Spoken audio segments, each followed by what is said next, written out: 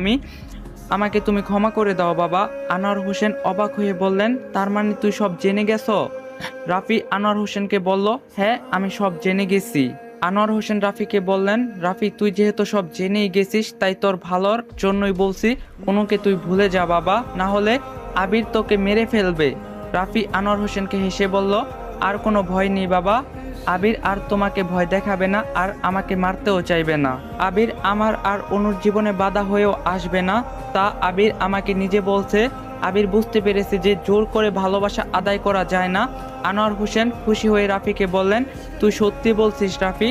রাফি হেসে আনোয়ার হোসেনকে বলো, হ্যাঁ বাবা, এবার তুমি অনুর সাথে আমার বিয়ে দিতে আপত্তি করবে না তো?